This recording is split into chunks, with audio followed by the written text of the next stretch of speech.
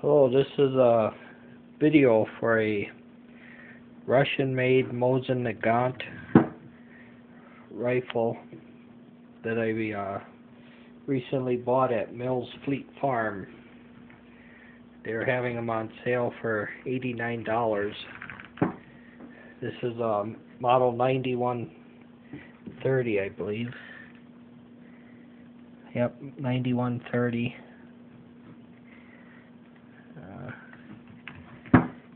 Now this scope mount does not come with it, nor does the optics, but the gun is actually in pretty good shape for $89. You get the sling, cleaning rod, and I went on the internet and I bought this scope mount. It's called a brass stacker. I don't know if you can see that, but excuse me, it uses a long eye relief scope or pistol scope, and there's two pins in here that keep the rear leaf sight from moving on a like a wedge-shaped block on the barrel. And this scope mount kit was $60 with shipping. And it comes with the punch to punch out those two pins, and it said that some pins are soldered and some aren't. Well, these weren't soldered. The pins came out pretty easy. And it even comes with a little drill, because you have to drill the hole out just a little bit to get these new screws in. And there's a washer, lock nut, and a regular nut that goes on there. And it only took like 10 minutes to mount the scope mount, and this mount is on there really tight. I shot it a few times and it hasn't moved that I could tell. And it's supposed to be a Picatinny rail system. And I did not have a pistol scope, and none of the local sporting goods shops have any pistol scopes I was able to find. But I did have this Tasco Pro Point red dot optics. There's no magnification to it, but just use this regular Weaver mount bases, and they attached on there with no problem. But I set the optics as far back as I could, and it still clears it clears the bolt, and then the cartridge misses too. But, I thought about going with like a sniper type scope mount that would have been a authentic reproduction.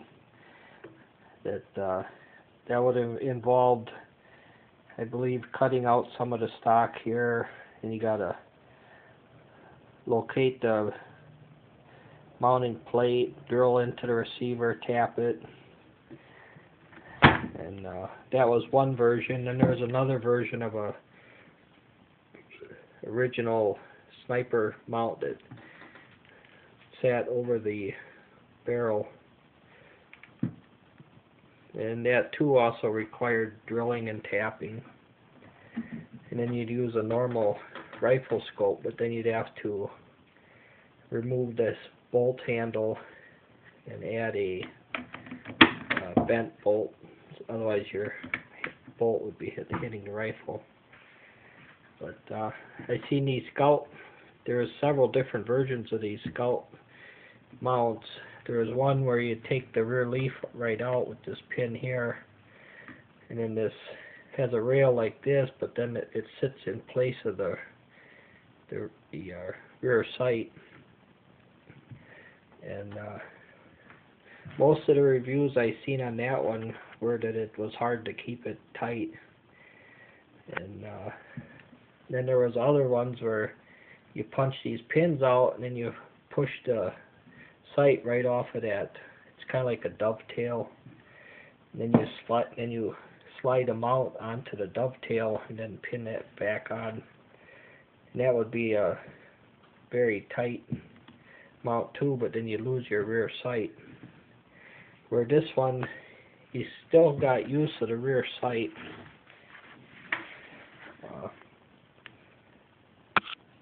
I don't know how well you can see that, but you can still use your rear sight for, their paperwork says up to the 100 meters. I believe this is in meters, but might be some other measurement that the Russians used at that time. But so you know, you're not going to be able to adjust it way up to get long shots with the iron sight, but then that's what the scope would be for anyways. And I have shot it several times with the some surplus ammo, and it shoots fine. I was shooting standing with no rest, so it's not going to be as accurate as on a bench with sandbags and all that, but I decided to make a video and show you this Mosin Nagant M1891 that's being sold all over now, I guess, for around $89.